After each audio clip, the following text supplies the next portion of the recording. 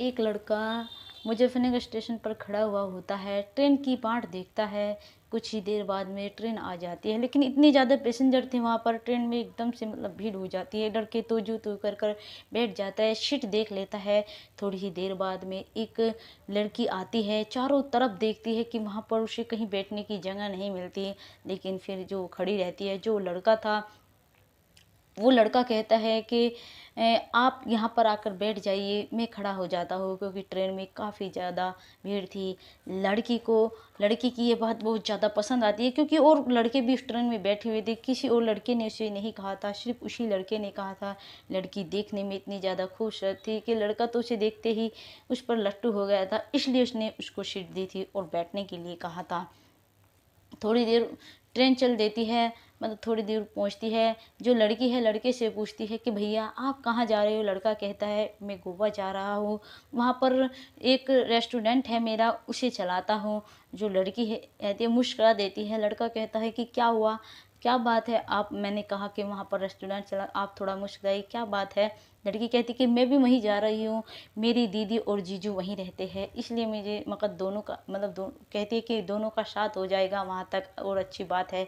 मतलब दोनों बातें करने लगते हैं। जैसे शाम होती है, खाना खाने लगते हैं, दोनों शेयर करते हैं आपस में खाना। लड़का लड़की को देता है, लड़की लड़के को देती है। जैसे ही शाम होती है, उन्हें नींद का झोंका आने लगता है, लेकिन लड़के को नींद कहाँ आ रही थी। नींद तो लड़की को भी नहीं आ रही थी, क्योंकि लड़की को भी उसके मतलब अटैचमेंट हो रही थी लड़के की तरफ, क्योंकि लड़का की आदत भी बहुत अच्छी थी और लड़का भी बहुत खूबसूरत था, वो भी कुछ कम नहीं था। दोनों देखने में ऐसे लग रहे थे जैसे रब ने उनकी जोड़ी ऊपर से ही बनाकर भेजी है। तो लड़का जो है, लड़की कहती है कि नींद आ रही है, क्या मैं सो जाऊँ। कहती कि हाँ क्यों नहीं, सो जाइए। तो जो लड़का है धीरे से लड़की को किस करने की कोशिश करता है। जैसे ही मतलब चेहरा पास में जाता है तो लड़की की एकदम आँख खुल जाती है। तो लड़की कहती है ये आप क्या कर रहे थे, आप ये सब तुम्हारी हिम्मत कैसी हुई करने की। लेकिन जो लड़का है डर जाता है। फिर लड़की मुस्कुरा देती है, मतलब हंस देती है। फिर लड़का एकदम से उसकी मतलब बाहों से में कर लेता है। तो फिर उन दोनों के बीच में क्या हुआ, बड़ी ही इंटरेस्टिंग कहानी है दोस्तों। वीडियो को पूरा देखिएगा, क्योंकि ये कहानी आपको कुछ सिखा कर जाने वाली है। नमस्कार दोस्तों, मेरा नाम है मोनिका। मेरे इस नए एपिसोड में आप लोगों का स्वागत है। वीडियो को लाइक और सब्सक्राइब जरूर कर दीजिएगा दोस्तों। जो ये लड़का है, उस लड़के का नाम दिलजीत होता है, और जो ये लड़की है, इस लड़की का नाम सीमा होता है। लड़का इंतज़ार कर रहा था ट्रेन की, और थोड़ी ही देर बाद में जैसे ही ट्रेन आती है, लड़का ट्रेन में बैठ जाता है। और ट्रेन में इतनी ज़्यादा भीड़ होती है कि मतलब कहीं बैठने की जगह भी नहीं होती, लेकिन लड़का तो बैठ जाता है। थोड़ी ही देर बाद में एक लड़की आती है, देखती है चारों तरफ की इतनी ज़्यादा भीड़ है, फिर खड़ी हो जाती है। जैसे ट्रेन चल देती है, जो लड़के की जैसे ही नज़र पड़ती है लड़की पर, उसे देखता का दिखता रह जाता है और कहता है कि मैडम आप यहाँ बैठ जाइए, मैं खड़ा हो जाता हूँ। लड़की बैठ जाती है, लड़का खड़ा हो जाता है, दोनों आपस में बात करने लगते हैं। फिर जैसे शाम होती है, सब अपना अपना लंच खाने की तैयारी करते हैं। जो लड़की होती है पूछती है कि भैया आप कहाँ जा रहे हैं। मतलब लड़का कहता है कि मैं गोवा जा रहा हूँ, वहाँ पर मेरा रेस्टोरेंट है, उसे चलाता हूँ। और जो लड़की थोड़ा मुस्कुरा देती है, कहती कि आप क्यों, मतलब क्या हुआ, मैंने रेस्टोरेंट का नाम लिया। कहती कि नहीं नहीं, बहुत अच्छी बात है, अपना अपना खुद का बिजनेस किया हुआ है। मैं भी अपनी दीदी के वहाँ पर जा रही हूँ, मेरी दीदी और जीजू रहते हैं, वो वही जा रही हूँ, इसलिए थोड़ा मतलब हंसी आ गई कि दोनों का साथ होएगा। फिर तो दोनों और ज़्यादा बातें करने लगते हैं, फिर खाना खाते आपस में शेयर करते हैं। और फिर जैसे शाम होती है, जो लड़का होता है लड़की को मतलब थोड़ा अपनी तरफ उसके हाथ पर हाथ रखता है। लड़की जो है पहले तो कुछ नहीं कहती, इसकी धड़कनें तेज होने लगती है। लड़की कहती कि प्लीज़ आगे मत बढ़ना, उसे मुस्कुरा कर कहती है लड़के को। लड़का समझ जाता है कि कहीं ना कहीं ये इसको भी मुझसे प्यार हो गया, फिर एकदम से उसके हाथ डाल लेता है। और फिर दोनों में मतलब बातें होने लगती है। उन्हें ऐसे बात तो एक दूसरे की बाहों में, मतलब उन्हें थोड़ी ही देर बाद में नींद आ जाती है। जैसी सुबह होती है, दोनों का स्टेशन आ जाता है। लड़का अपने रेस्टोरेंट की तरफ चलता है, लड़की अपने दीदी के यहाँ पर चलती है। दोनों अलग अलग ऑटो पकड़ते हैं, लेकिन दोनों, लड़का जो है अपना नंबर दे देता है लड़की को, और लड़की जैसे अपनी दीदी के यहाँ पर पहुँचती है, लड़का अपने रेस्टोरेंट में पहुँचता है। लड़की फ़ोन करती है लड़के के पास में, क्या आप पहुँच गए? लड़का कहता है, हाँ मैं पहुँच तो ज़रूर गया हूँ, लेकिन आपकी बहुत ज़्यादा याद आ रही है। मेरा मतलब मुझे नींद भी नहीं आ रही है अब वहाँ से आने के बाद में, क्योंकि लड़के ने शाम को फ़ोन किया था। उनकी करीबन 10-11 बजे तक बात होती है, फिर दोनों सो जाते हैं। फिर अगले दिन फिर यही होता है, जो लड़की की मतलब ऐसे ही वहाँ पर पता ही नहीं चलता। एक दिन क्या होता है, लड़की की जो दीदी होती है उसे भनक पड़ जाती है कि ये मतलब किससे बात करती है इतनी देर रात तक, आखिर कौन है? वो पूछती है, वो लड़की जो है पहले तो बताती नहीं है, लेकिन फिर सारी बात बता देती है कि लड़का है मुजफ्फरनगर का रहने वाला है और रेस्टोरेंट चलाता है यहीं पर पर जो उसकी दीदी है मतलब कहती कि मतलब देखो कैसा लड़का है वो, जो जो मतलब बात कर रही है सीमा जिस लड़के की, उस लड़के का नाम दिलजीत है। जैसे ही उसके जीजू पता करते कि उसका रेस्टोरेंट तो बहुत ज़्यादा बड़ा है और मतलब लड़का भी बहुत ज़्यादा सुंदर है, मतलब अच्छा है लड़का। फिर जो सीमा की दीदी होती है वो अपने माता पिता को बताती है जो लड़का है, फिर लड़का अपने घर वालों को बताता है। मतलब दोनों की रजामंदी की वजह से लड़की भी अच्छी होती है, लड़का भी अच्छा होता है, उन दोनों की शादी कर दी जाती है। दोनों हंसी खुशी अपना जीवन गुजारते हैं। जो लड़का था गोवा रहा करता था, स्टूडेंट चलाता था, वहीं पर लेकर अपनी पत्नी को लेकर चला जाता है सीमा को, और वहीं पर अच्छे से ज़िंदगी गुजारने लगते हैं दोनों। लेकिन उन्हें वहाँ पर रहते रहते साल भर हो चुका था, मतलब उनकी कोई संतान नहीं होती तब तक। तो जो दिलजीत के माता पिता होते हैं वो कहते हैं कि मतलब देखो अब तक कहीं दिखा लो। उसकी माँ कहती है कि मतलब अब तक कोई बच्चा भी नहीं हुआ है, क्या बात है, या फिर तुम अभी बनाना नहीं सोच रहे हो? जो उसका बेटा होता है कहता है कि नहीं मम्मी हम तो सोच रहे हैं, लेकिन कंसीव नहीं हो रहा है, क्या करे, वो तो सब ऊपर वाले के हाथ में है।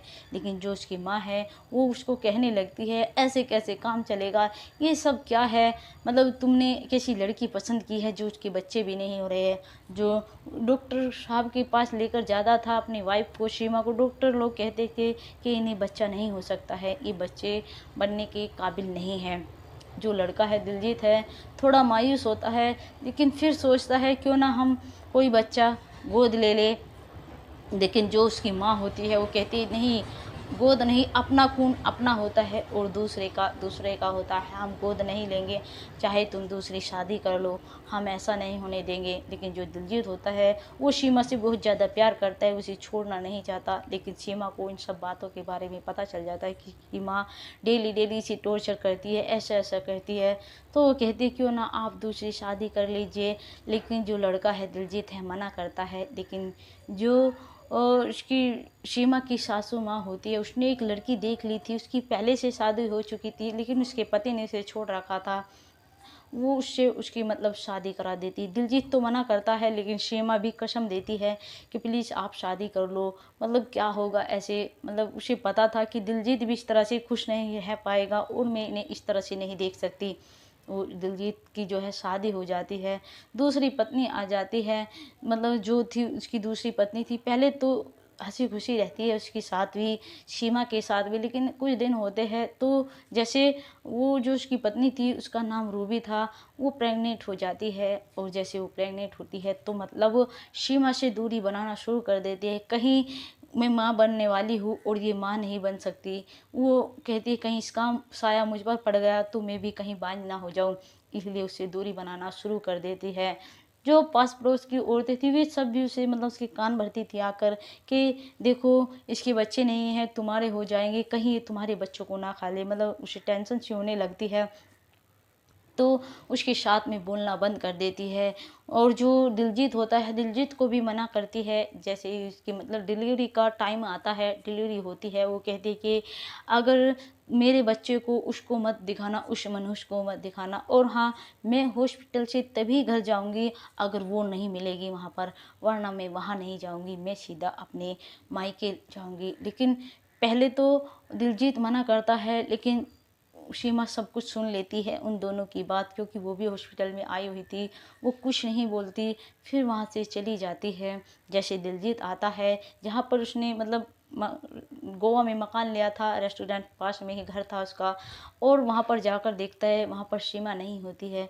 फिर सारी बात जाकर रूबी को बताता है कि वहाँ नहीं है, वो चली गई है अपने आप, अब चलो।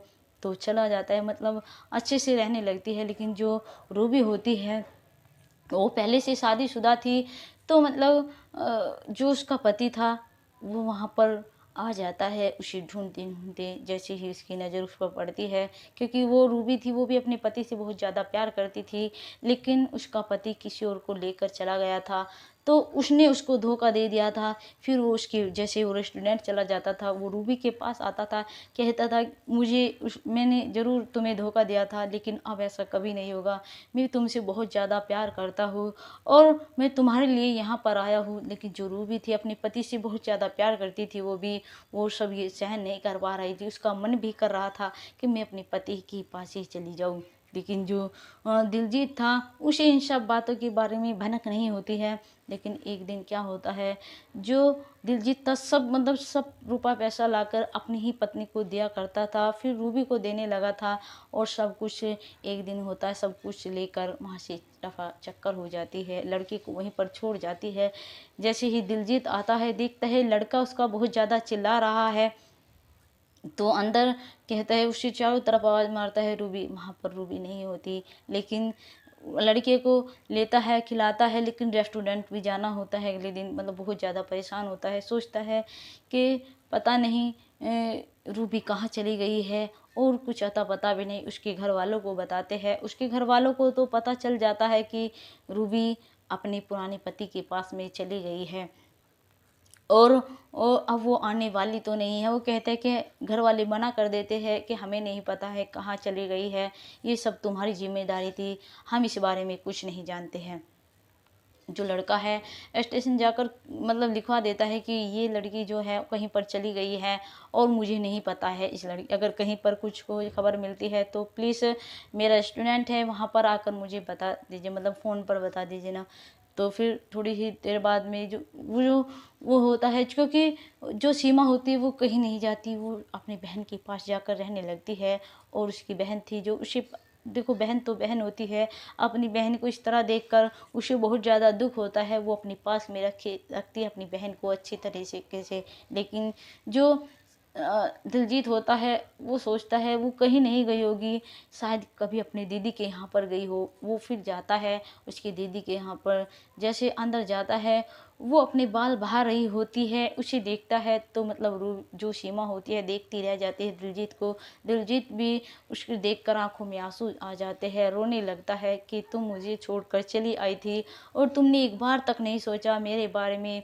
जो सीमा होती है कहती है कि देखो जो तुम्हारी पत्नी है रूबी, उसने तुमसे ये सब शर्त रखी थी, और फिर मेरे पास है ही था क्या, उसके पास तुम्हारा बेटा था, इसलिए मैं वहाँ से आ गई ताकि तुम्हारी ज़िंदगी भी ख़राब ना हो और तुम सुखी से अपनी पत्नी के साथ रखते हो, अपने बेटे के पास रहते हो, क्योंकि मैं तो तुम्हें एक संतान का सुख भी नहीं दे सकती थी, इसलिए वहाँ से मैं चली आई थी। फिर जो सीमा होती है कहती कि अब क्या हुआ है, तुम रो क्यों रहे हो, क्या बात है, और बेटा ले रहे हो, मतलब रूबी कहाँ है। वो कहते कि रूबी चली गई है किसी के साथ में, क्योंकि मुझे अभी पता चला है किसी लड़के के साथ में वो यहाँ से निकली थी और वो अब वापस कभी आने वाली नहीं है। मैं तुम्हें लेने आया हूँ, तुम मेरी पत्नी हो और ये हमारा बेटा है, हमारा हंसी खुशी संसार होगा। अब उससे उन्नति करता है। जो उसकी बहन होती है, उसकी बहन कहती है कि चले जाओ क्योंकि तुम्हारी जीवन भी इसी के साथ में, लेकिन उसको कहती है कि दोबारा ऐसा कभी मत करना, अगर वो आ जाए अपने बेटे को लेने और तुम फिर दोबारा से मेरी बहन को छोड़ दो, ऐसा कभी नहीं होना चाहिए।